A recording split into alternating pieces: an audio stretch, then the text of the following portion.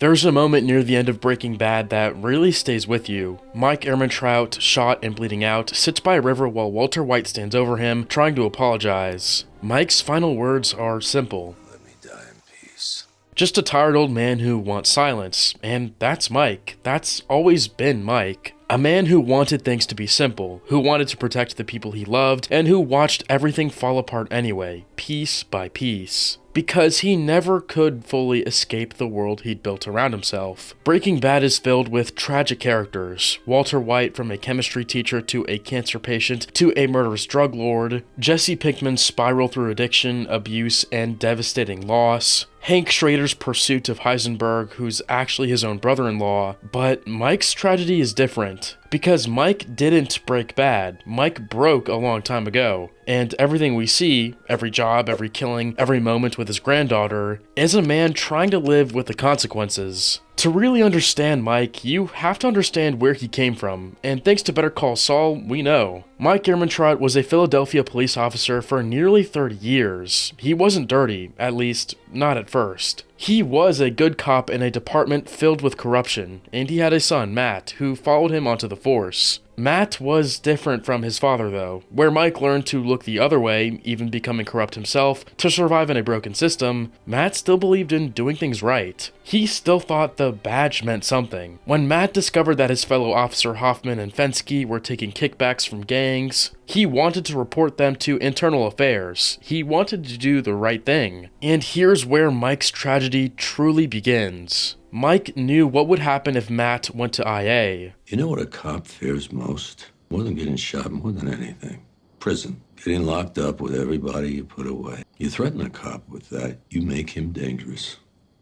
And that's what I told him. So Mike tried to talk his son down. He told Matt to take the money to go along with it. No one was getting hurt. Just take the cash and do something good with it. He had a wife, a kid, responsibilities. But Matt wouldn't listen. He was the kind of man who couldn't live with himself if he became what he hated. So Mike did the only thing he could think of to save his son's life. He told Matt the truth. He told Matt that he was dirty too. That he was just like Hoffman, just like the rest of them. You let something slide. You look the other way. You bust a drug dealer with more cash than you'll ever earn in a lifetime, and some of it doesn't make it back into evidence. That's how it worked. That's how everyone knew they were safe because everyone was guilty. It worked. He took the money, but his partners killed him anyway. Matt hesitated, which was the problem. Even after taking the bribe, something in him resisted, and Hoffman and Fensky saw it. That hesitation. Even looking like you're doing the right thing to those two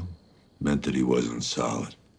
That he couldn't be trusted. 2 days after taking the money, Matt was dead. In one of Better Call Saul's most devastating scenes, Mike confesses all of this to Matt's widow Stacy. Jonathan Banks delivers what might be the best performance of his career as Mike finally says out loud what he's been carrying since Philadelphia. He was the strongest person that I ever knew. He would never done it. Not even to save himself. I was the only one that could get him to debase himself like that. And it was for nothing. I made him lesser. I made him like me. And the bastards killed him anyway. And then the line that defines everything Mike becomes. I broke my boy. Every single thing Mike does after that moment, every crime, every kill, every dollar he earns is an attempt to make amends for what he did to his son. After Mike finishes his confession, Stacy asks the obvious question. Hoffman and Fensky. If they killed Maddie, who killed them? Mike's answer is simple. You know what happened. The question is, can you live with it? He avenged his son. He killed the men who murdered Matt. But vengeance didn't fix anything. It didn't bring Matt back. All it did was send him fleeing to Albuquerque, where he'd eventually find his way into an even deeper world of crime and violence. When we first meet Mike in Breaking Bad, he's cleaning up after a mess. Jane Margulis is dead in Jesse Pinkman's bed, and Mike arrives to make the problems disappear. This is who Mike is now. The fixer, the cleaner, the guy you call when everything has gone wrong and you need someone who can fix it. He takes jobs here and there for Saul's shady clients, but his real employer is Gus Fring. Mike runs security for Gus's drug empire, and security covers a lot of ground. He conducts surveillance on rivals and potential threats. He manages Gus's network of employees. He handles logistics for the distribution operation. But here's what separates Mike from almost everyone else in the world. He has a code, or at least that's what he can tell himself. Maybe it's real, Maybe it's just the story he needs to believe so he can sleep at night. We see that everything Mike does, he does for Kaylee. He chose to stay close to what remained of his family, his daughter-in-law Stacy, his granddaughter Kaylee, the only people left who connected him to Matt, to the life he had before everything fell apart. Mike works for one reason: to provide for Kaylee. That's it. That's the whole point. Every dollar he earns goes to her future. He lives in a small, modest house. He doesn't spend money on himself. The money isn't for him. It was never for him. When we see Mike with Kaylee, we see the fixer disappear. The hardened criminal vanishes. In his place is a gentle, patient grandfather who builds block towers with her, who takes her to the park, who pushes her on swings, and listens to her rambling stories with genuine attention. For these brief moments, we see who Mike might have been in another life. That's a brutal irony here that the show never lets us forget. Mike entered the criminal world to provide for his family, but the criminal world, corruption, violence, the belief that you can control things if you're smart enough, is exactly what killed his son. Matt died because Mike convinced him to get dirty, and now Mike is dirtier than ever, telling himself it's different this time. He's doing it for the right reasons. He's being smart about it. He's in control. It's the same lie he told himself in Philadelphia, the same lie he told Matt, the same lie that got him killed. Deep down, Mike has to know how the story ends. He's too smart not to, but he keeps going anyway because stopping isn't really an option. Mike might actually like what he does because he's good at it. Mike's partnership with Gus Fring is the closest thing he ever finds to peace. Gus has a legitimate business. There are rules, structure, hierarchy,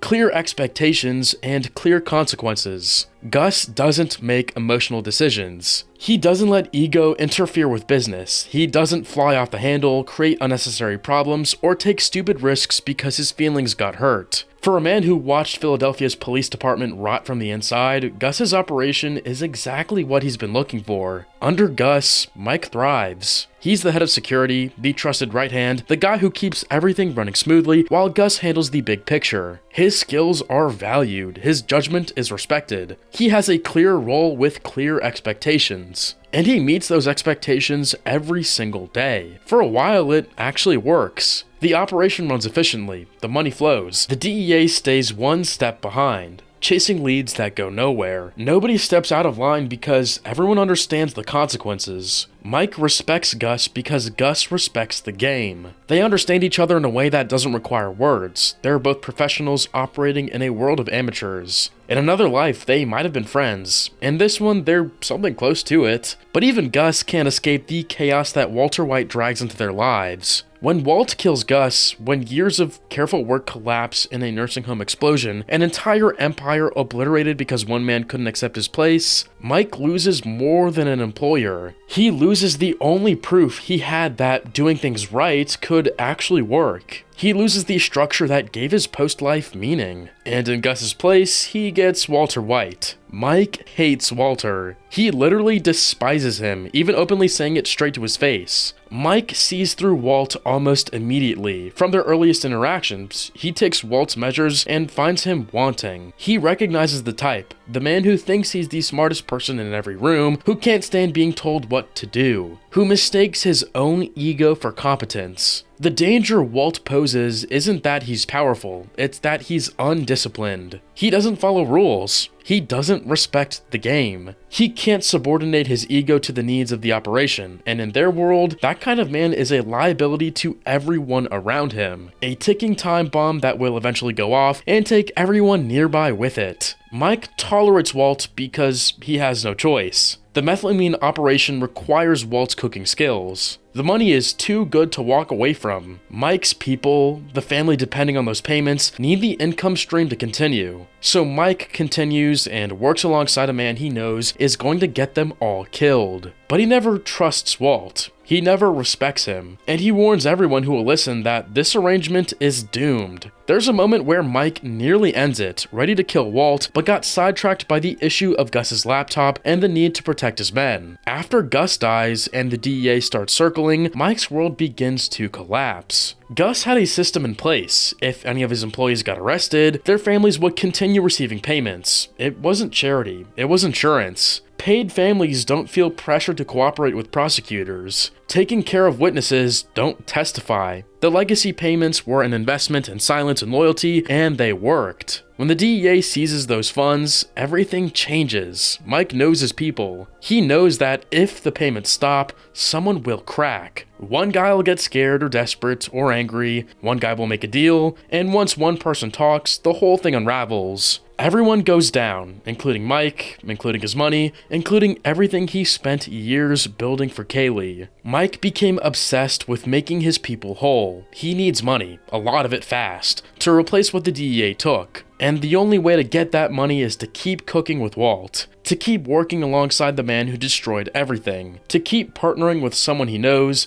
with absolute certainty, is going to bring the whole thing crashing down. Walter understands this. He uses it. Mike needs the operation to continue. Walt controls access to the methylamine, so Mike has no choice but to stay in the game, trapped in an arrangement he despises with a man he'd happily watch die. It's a prison of Mike's own making. Every choice he made, to work for Gus, to stay in the criminal world, to keep earning dirty money instead of walking away, it has all led him to this point. So Mike stays, he keeps working, he watches the disaster unfold in slow motion, unable to stop it, unwilling to abandon his people or his payday. He knows how this ends. He's always known. Mike's death is senseless, and that's what makes it so devastating. Walter shoots him over a list of names. The names of Mike's imprisoned associates, the guys who might flip if the pressure gets high enough. Mike refuses to give them up, but Walter didn't need to kill Mike. He didn't need the names from him at all. I just realized that Lydia has the names. I can get them from her.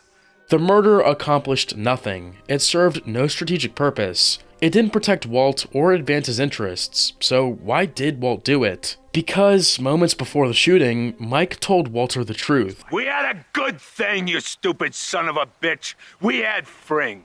We had a lab. We had everything we needed. It all ran like clockwork. Oh, you could have shut your mouth, cooked, and made as much money as you ever needed. It was perfect. Walt couldn't take it. He couldn't stand there and be told that he was the problem. His ego. The same ego Mike had warned everyone about, the same ego that destroyed Gus's empire, wouldn't let him accept the criticism. So he shot the man who delivered it. Mike doesn't rage. He doesn't beg. He doesn't even seem surprised. He just stumbles to the riverbank and sits down to die, because he's tired, because he always knew it would end something like this. Mike's death isn't the end of his tragedy. The money he saved for Kaylee, every dollar, every crime, every compromise, every ugly thing he did to secure her future, gets seized by the DEA. All of it. Kaylee ends up with exactly what they would have received if Mike had never committed a single crime. Nothing. His entire second life was basically pointless. What makes Mike the most tragic character in Breaking Bad isn't just his death, it's his entire life. Mike failed his son. He taught Matt to survive through corruption, convinced him to abandon his principles, told him to take the money, and Matt died anyway. Killed by the very corruption Mike told him to embrace. Mike failed to build a legitimate life. After Philadelphia, he fell right back into crime, because it was the only thing he knew how to do, the only place his skills had value. Mike failed to protect what he helped build. He watched Gus's empire crumble because of one man's ego, and he couldn't stop it. Mike failed to get out when he had the chance. He stayed too long, kept working too hard, because he couldn't abandon his people or his payday, because walking away meant admitting that none of it mattered. And Mike failed to secure his granddaughter's future, the one goal that justified everything else. The reason he gave for every compromise, every killing, every moral line he crossed. Unlike Walt, Mike doesn't even get the cold comfort of achieving his goals before the end. Walt dies having built his empire and watched it burn on his own terms. Walt gets closure, twisted, blood-soaked closure, but closure nonetheless. Mike just dies, shot by a fool, bleeding out by a river, alone. In the end, Mike wanted what most people want. He wanted to take care of his family. He wanted to do his job well. He wanted to be left in peace, simple simple things. He thought he could navigate the crime world through professionalism and discipline. He thought if he was smart enough, careful enough, controlled enough, he could make it work. He was wrong. That's why his final words land so hard. Mike doesn't want Walt's explanations. He doesn't want apologies or justifications or excuses. He just wants silence. After 60-something years of life, after Philadelphia, after Matt, after Gus, after everything he did and failed to do, silence is the only thing Mike asks for. Shut up and let me die in peace.